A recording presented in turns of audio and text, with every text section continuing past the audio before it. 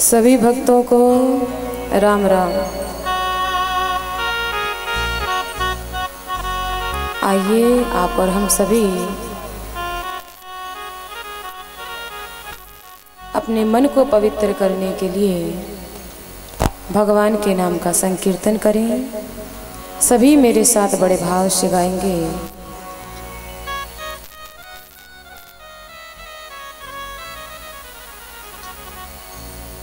हरे राम हरे रामा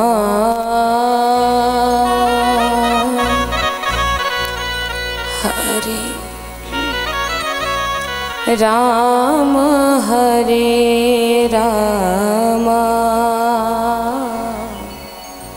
हरे कृष्ण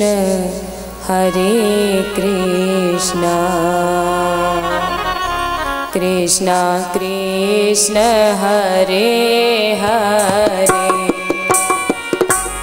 हरे राम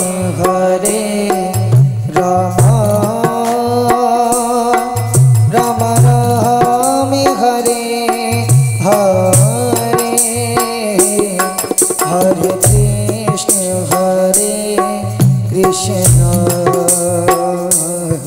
कृष्ण कृष्ण हरे हरे हरे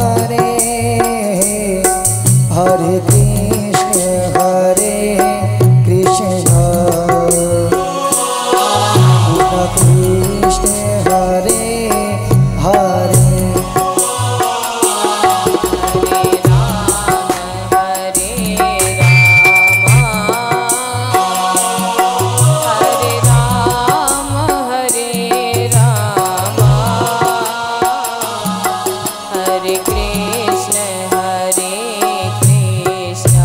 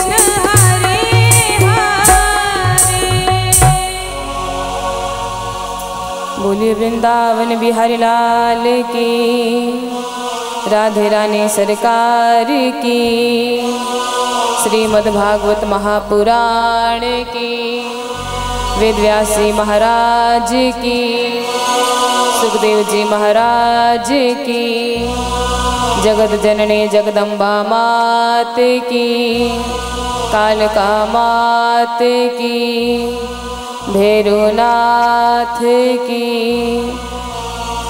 गौ मात की, सतगुरुदेव की, संत समाज की।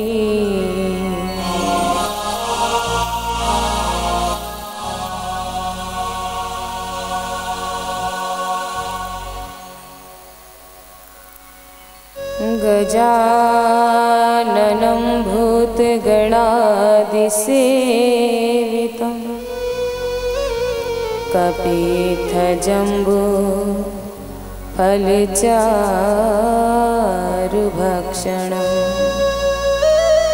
उमासुतं शोकविनाशकारकं नमामि विघ्नेश्वर पादपङ्कजम्। कृष्णं नारायणं वन्दे, कृष्णं वन्दे व्रजप्रिया,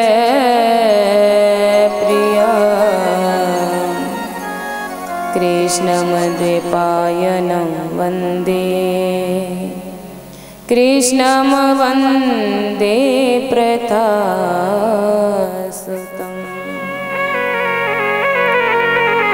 नारायणं नमस्कृत्य नरं चैव नरोत्तमं,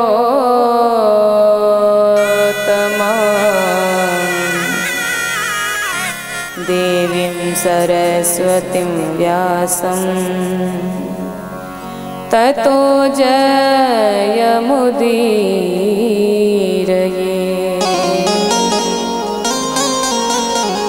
सच्चिदानन्दरूपाय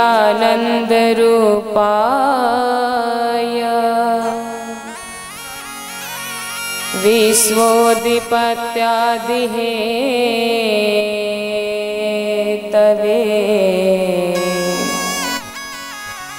तापत्रय विनाशाय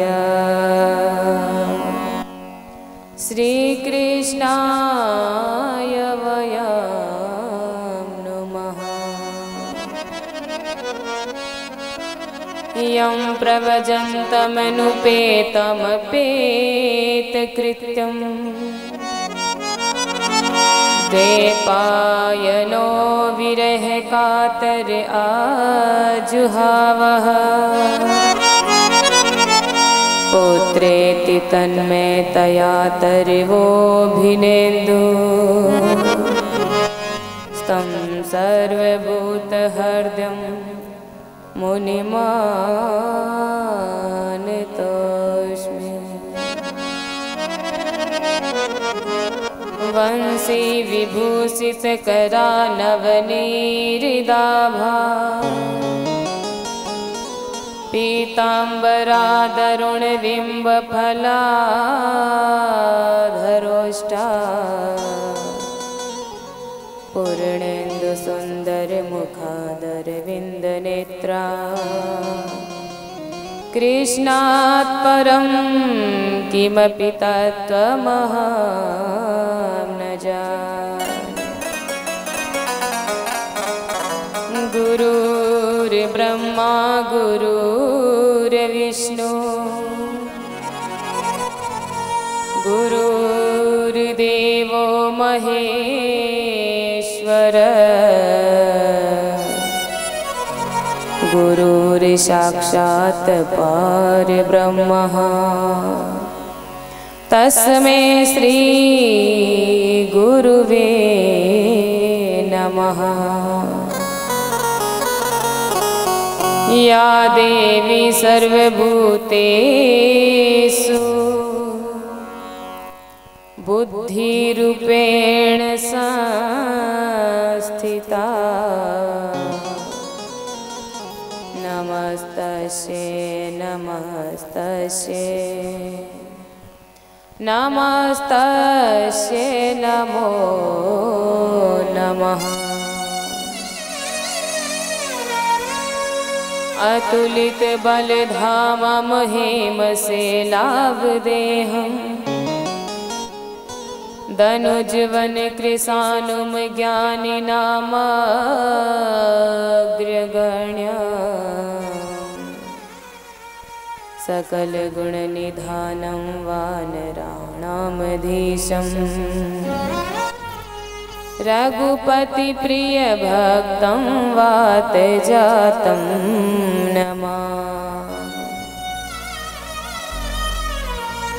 जड़ चेतन जग जीव जंत सकल राममय जानी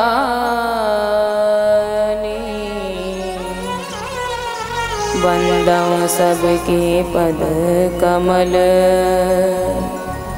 सदा जोर जुग पानी। वसुदेव सुतं देवं कंस चाणूरमर्दनं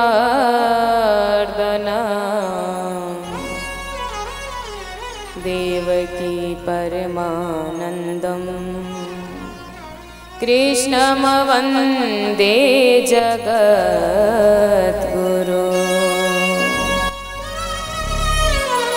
हरि ओम श्री परमात्मने नमः। श्री गोविंदाय नमो नमः। श्री गुरु चरण कमलेभ्यो नमः। महात्माभ्यो नमः। हनुमद्भ्यो नमः। गौमाताभ्यो नमः। सर्वेभ्यो नमो नमः।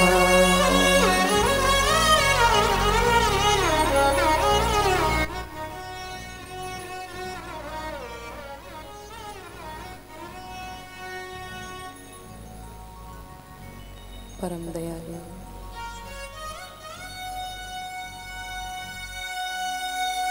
परम कृपालु बिना हेतु आप और हम सबका हित करने वाले आप और हम सभी पे अपनी अनंत कृपा बरसाने वाले पतितों का भी उद्धार करने वाले पतित पावन दीन बंधु दीनानाथ भगवान के श्री चरण कमलों का ध्यान करते हुए श्री मद्भागवत महापुराण के चरणों में नमन करते हुए श्री वेदव्यास जी महाराज के चरणों में नमन करते हुए श्री सुखदेव जी महाराज के चरणों में नमन करते हुए कालू खेड़े की माँ जगदम्बा के चरणों में नमन करते हुए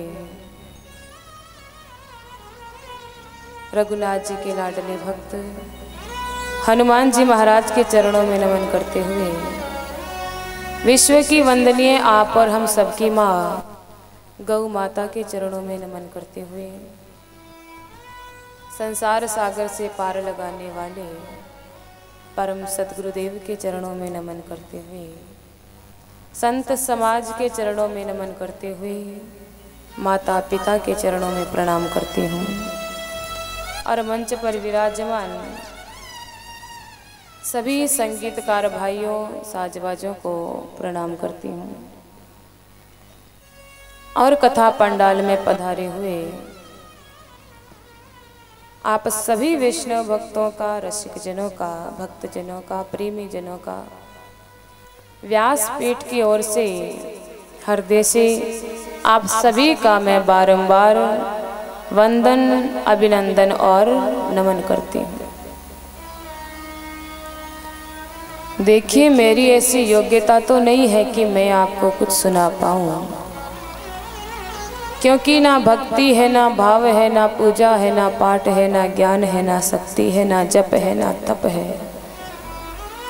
लेकिन भगवान की बहुत बड़ी कृपा है, संतों की बड़ी कृपा है, संतों का बड़ा आशीर्वाद मिला है, संतों का सानिध्य मिला है, माता पिता का आशीर्वाद है।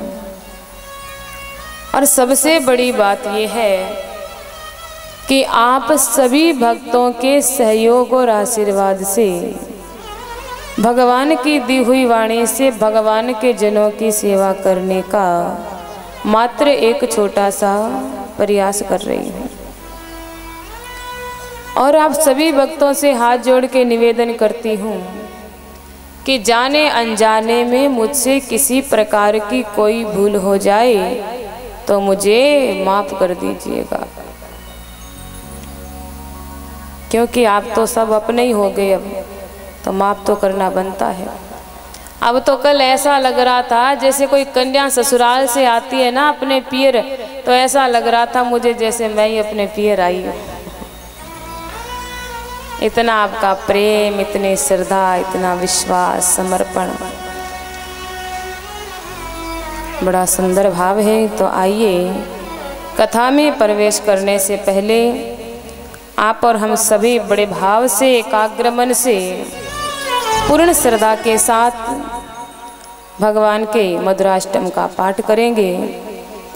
जितना समझ आता है सबको पीछे पीछे सभी गाएंगे, एकाग्र मन होकर भगवान का सुंदर स्वरूप हृदय में धारण करके सभी बड़े भाव से गाएंगे।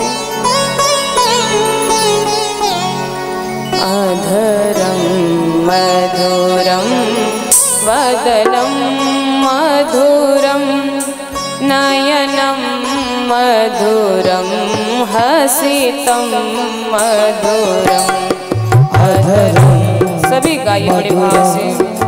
वदनम मधुरम नयनम मधुरम हसितम मधुरम हृदयं मधुरं गमनं मधुरं मधुराधिपतेरखिलं मधुरं। हृदयं मधुरं गमनं मधुरं मधुराधिपतेरखिलं मधुरं।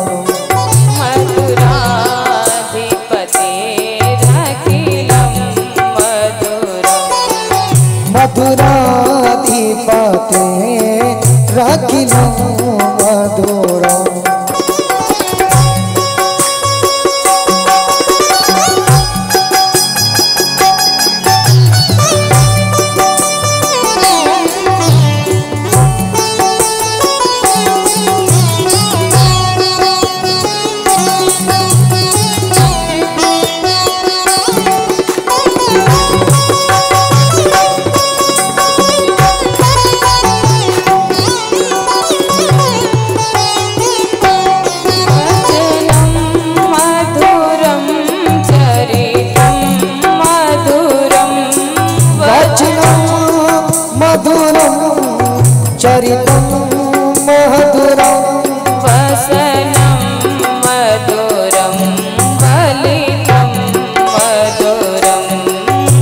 वैष्णव मधुरम वलितं मधुरम चलितं मधुरं भ्रमितं मधुरं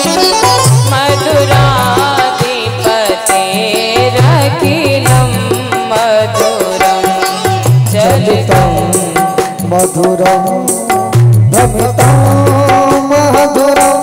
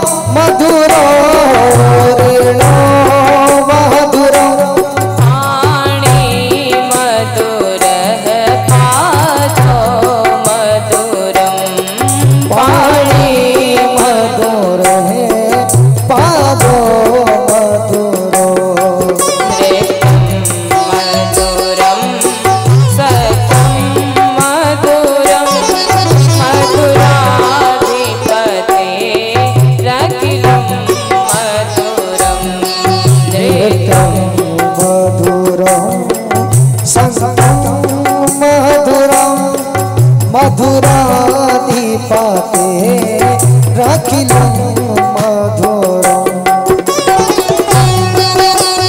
मधुराधिपतेरखिलं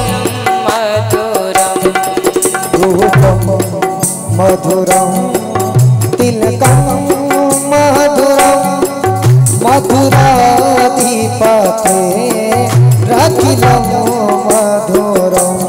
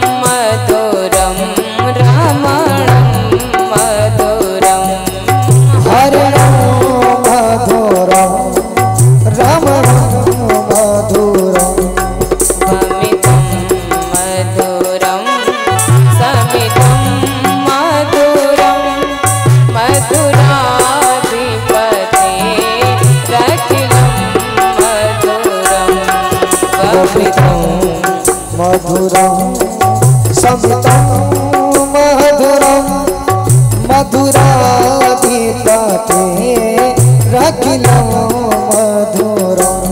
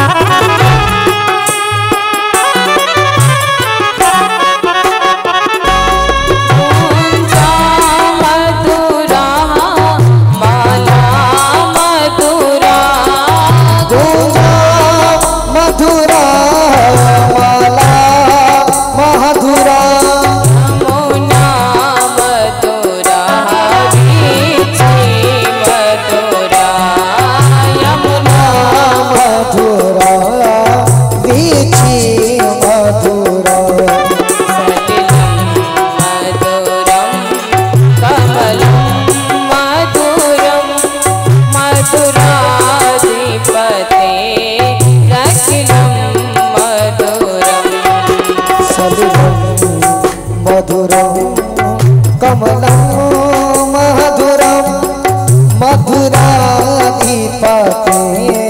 रखिलं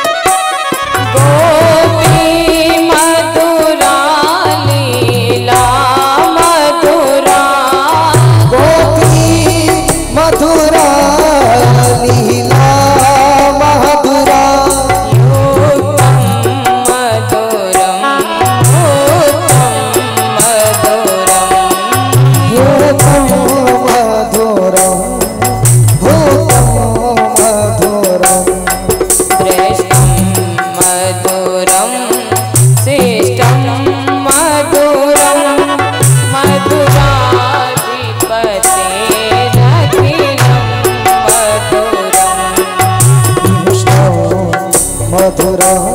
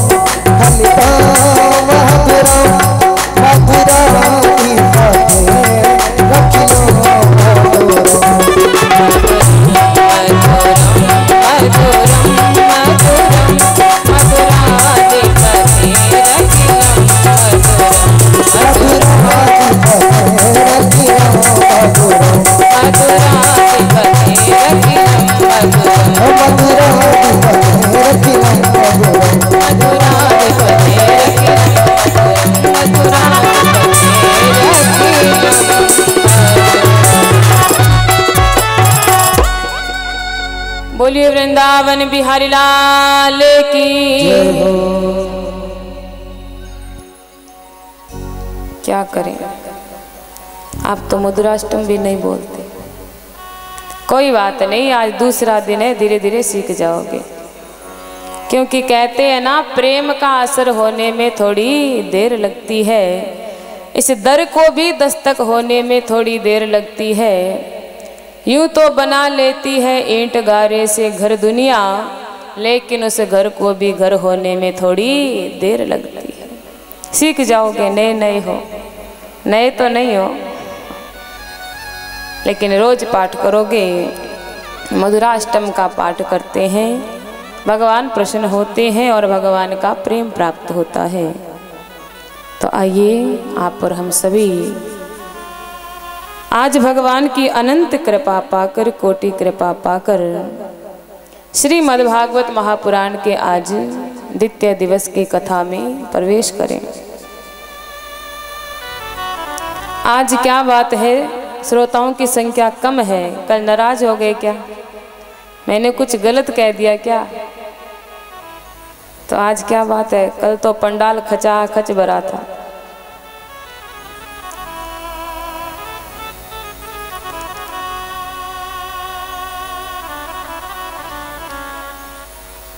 देखिए, सत्संग जीवन में बहुत दुर्लभ है।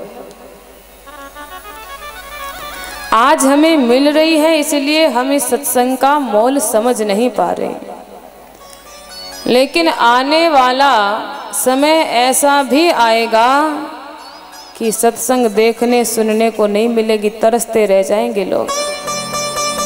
आज सुलभ है, परमात्मा की कृपा है, अति कृपा विशेष कृपा है, जो जगह जगह घर घर गांव गांव सत्संग मिल रही है सुनने को, और हम इसका मोल समझ नहीं पा रहे कि सत्संग क्या है, सत्संग क्या कर सकती है।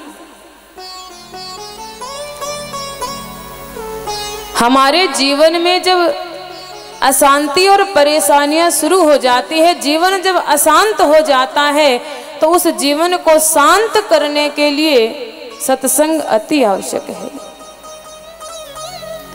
सत्संग ऐसा दर्पण है जो मानव के चरित्र को दिखाता है और दिखाने के साथ साथ उसे सुधारने का भी प्रयास करता है, क्योंकि सत्संग में आकर ही हम जान पाते हैं कि हम कौन हैं, हम अच्छे हैं कि बुरे हैं। सत्संग ही हमें वो ज्ञान करवा सकती है, और यहाँ तक कि सत्संग से ही जीवन महान बन सकता है।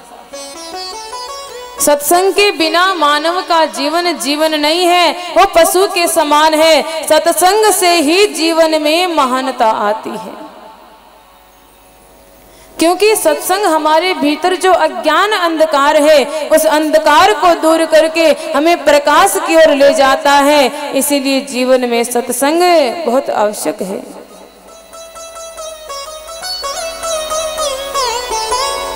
एक राजा था, एक छोटी सी कथा है कि सत्संग क्या है, क्या कर सकती है। तो एक राजा था और राजा को तोता पालने का बड़ा शौक था। कथा में ध्यान दो, देखो श्रोता तो आते रहेंगे और प्रणाम करते रहेंगे, बैठते रहेंगे, अपने क्या लेना देना है, अपने कथा में ध्यान दो। घर से चलकर आ गए, समय निकाल भी लिया तो कम से कम पूरी कथा का लाभ तो लेना चाहिए। आने वाले आएंगे, जाने वाले जाएंगे, हमें क्या लेना देना, अपने तो केवल और केवल कथा में ध्यान दो। बोलिए बांके बिहारी लाल की। तो एक राजा था और राजा को तोता पालने का बहुत शौक था। राजा के पास तोता था और वो तोता मर गया, क्योंकि आया है उसको तो जाना पड़ेगा। तो राजा ने मंत्री से कहा, मंत्री मैं तो तोते के बगैर रह नहीं सकता, क्योंकि मुझे तो आदत हो गई है। मंत्री तोते की तलाश में गांव में निकला तो कहते हैं एक संत के पास गया। गांव के बाहर महात्मा जी कुटिया बनाकर रहते थे और महात्मा जी के पास एक तोता था। जाकर मंत्री कहने लगा, महात्मा जी राजा का आदेश है, राजा की आज्ञा है कि राजा ने तोता मंगाया है, अगर आप कहो तो क्या मैं आपका ये तोता ले जाकर राजा को दे दूं। अब महात्मा जी को तो किसी से मोह नहीं, कहने लगे भैया ले जाओ, अगर राजा जी ने मंगाया है तो। उस तोते को लेकर जैसे ही मंत्री आया, पिंजरे में डाला, तो पता है वो तोता कैसा था, क्योंकि वो संत के पास रह के आया था। तो सुबह 4 बजे उठ गया। कितने बजे? जोर से बोलना, 8 बजे नहीं, आपकी तरह 4 बजे। 4 बजे वो तोता उठ गया और 4 बजे उठकर आवाज लगाने लगा, अरे राजा उठो, अरे रानी उठो, ये सोने का समय नहीं, ब्रह्म मुहूर्त हो गया है, जागने का समय है, भजन करने का समय है, कीर्तन करने का समय है, जप करने का समय है, तप करने का समय है। कभी रामायण की चौपाइयां गुनगुनाने लगता, कभी गीता जी के श्लोक गाने लगता। राजा बड़ा प्रसन्न हुआ, वाह रे वाह मंत्री, आज तो तोते के रूप में तूने मुझे संत ला दिया।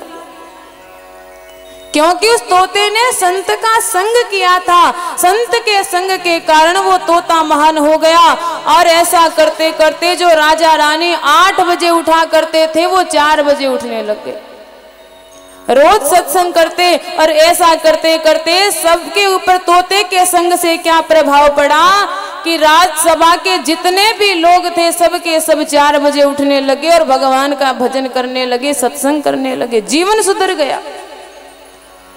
एक दिन उस तोते का भी अंत आया, क्योंकि जाना तो सबको है, साधु संत भी जाने हैं, फकीर भी जाने हैं, राजा रंक भी जाने हैं। तोते का अंत समय आया, तोता मर गया तो राजा बड़ा दुखी हुआ। राजा रोने लगा और कहते हैं उस तोते की मृत्यु के बाद 1 महीने तक पूरे गांव में उस राजा ने भंडारा किया। 1 महीने तक झंडे गाड़ दिए गए, उस तोते के पीछे इतना शोक मनाया गया। और 1 महीने के बाद राजा ने फिर मंत्री से कहा, मंत्री मुझे तो तोता ला कर दो, तोते के बगैर मेरा मन नहीं लगता, मुझे तो बहुत आदत हो गई है भैया, कहीं से भी ला कर दो, मुझे तोता चाहिए। मंत्री तोते की तलाश में गया, गांव में गया तो देखा कसाई की दुकान के आगे तोता टंगा था। कहने लगा कसाई से, भैया राजा की आज्ञा है, राजा ने तोता मंगाया है। कसाई ने कहा, भैया अगर राजा की आज्ञा नहीं दूंगा तो भी ले जाओगे? भैया ले जाओ, मैंने 2 तोते पकड़े थे, दोनों सगे भाई थे, एक महात्मा जी ने ले लिया, दूसरा मैं ले आया। मंत्री ने सोचा, अरे उसी तोते का भाई है तो बिल्कुल वैसा ही होगा, अरे राजा खुश हो जाएंगे।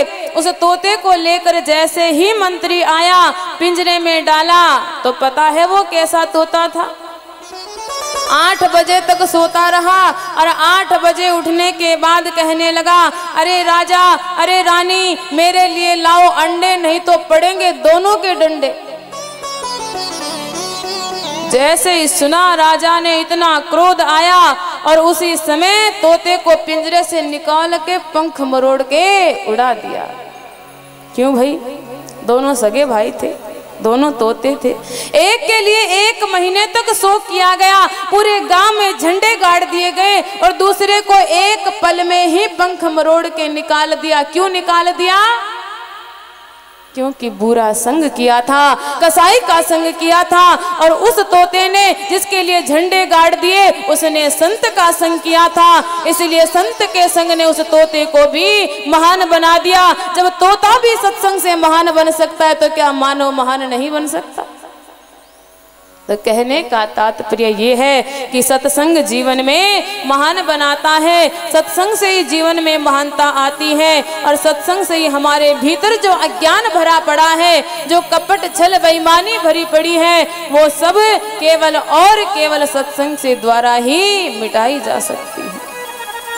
सत्संग से ही मानव की भूल मिटाई जा सकती है, इसीलिए सत्संग जीवन में अति आवश्यक है। ये मत सोचो कि सत्संग तो मिलती रहेगी, रोज आते हैं, कभी कोई आते हैं, कभी कोई आते हैं, हमें तो रोज मिलती है। अगर रोज मिले तो भी सत्संग से कभी पीछे मत हटना, क्योंकि जिस प्रकार माताएं घर में झाड़ू लगाती है, एक बात बताना, अगर आपने आज झाड़ू लगा ली तो क्या कल झाड़ू लगाने की आवश्यकता है? घर में क्या जरूरत है? आज लगा ली, कल क्यों लगानी भाई?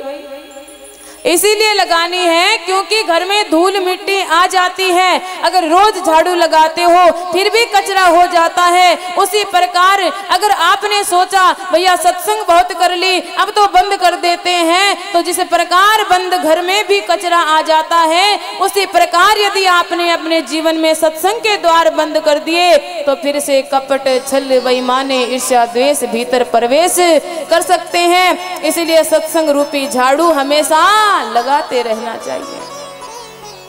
जितनी मिले सत्संग उतनी कम है, क्योंकि सत्संग से मानव जीवन सुधरता है, सत्संग से ज्ञान की प्राप्ति होती है, परमात्मा से प्रेम होता है। भक्तों की कथा का जब श्रवण करते हैं तो भगवान से प्रेम हो जाता है। इसलिए सत्संग से कभी पीछे नहीं हटना चाहिए। जहाँ भी मिले, जैसे भी मिले, संभव हो सत्संग में जाना चाहिए। 1000 काम छोड़कर भी सत्संग में जाना चाहिए, लेकिन किसी एक काम के लिए भी कभी सत्संग को मत छोड़ देना। काम तो जीवन भर रहेंगे, कर्म तो जीवन भर करना ही है, और धंधा करते ही आए हैं और जीवन भर करते रहेंगे। मरने के बाद भी कम नहीं होगा, 12 दिनों का और ही बढ़ जाएगा। काम तो करना ही है, लेकिन इस जीवन में कुछ समय अपने लिए निकालो, कुछ समय परमात्मा के भजन के लिए निकालो, तो जीवन का कल्याण हो जाता है और मानव जीवन सार्थक हो जाता है। इसीलिए सत्संग अति आवश्यक है। मानव जीवन का सबसे महत्वपूर्ण कोई अंग है तो वो है सत्संग। भगवान की कृपा से भी बढ़कर सत्संग बताई गई है। जिस पे भगवान की कृपा हो गई उसे जीवन में सत्संग मिल गया, बस मान लेना कि भगवान की बहुत बड़ी कृपा हो गई। क्योंकि ये जो जगत है जिसे अपना मान रखा है वो अपना नहीं है, ये तो केवल एक सपने की तरह है। जिस प्रकार सपना होता है, नींद में सोते हैं, सपने में बहुत कुछ देखते हैं, सारी दुनिया घूम लेते हैं, जैसे ही आंख खुलती है तो देखते हैं कुछ भी नहीं है। उसी प्रकार ये जीवन भी, ये संसार भी सपने की तरह है, कुछ भी नहीं है। अगर कुछ है तो वो केवल परमात्मा है जिसके पास जाना है। इसीलिए परमात्मा का भजन करो, अपने जीवन का कल्याण करो। यही मानव जीवन का मूल उद्देश्य है और यही मानव जीवन का लक्ष्य है। और संत बड़े भाव से गाते हुए कहते हैं कि ये संसार क्या है। जगत है ऋण का सपना, समझ मन कोई नहीं अपना। जगत है ऋण का सपना, समझ मन कोई नहीं अपना।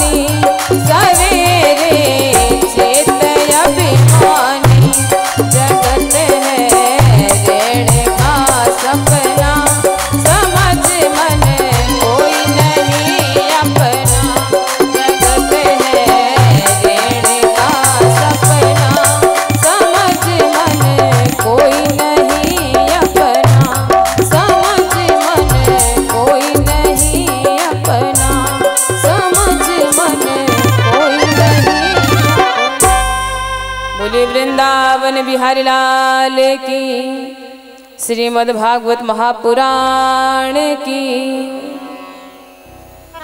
तो ये संसार केवल स्वप्न की तरह है। अपना कोई यहाँ है तो वो केवल परमात्मा है। इसीलिए सत्संग से अपने जीवन को जोड़े। सत्संग से जो मानव जुड़ता है अवश्य ही उसका अज्ञान दूर होता है और परमात्मा की प्राप्ति कर लेता है। तो आइए आप और हम सभी बड़े भाग्यशाली हैं आप जो आज श्रीमद् भागवत महापुराण के द्वितीय दिवस की कथा में आप और हम सभी प्रवेश कर रहे हैं। कल आप और हम सभी ने कथा में श्रवण किया। सबसे पहले भगवान को नमस्कार किया। भगवान को नमस्कार करने के बाद संतों को नमस्कार किया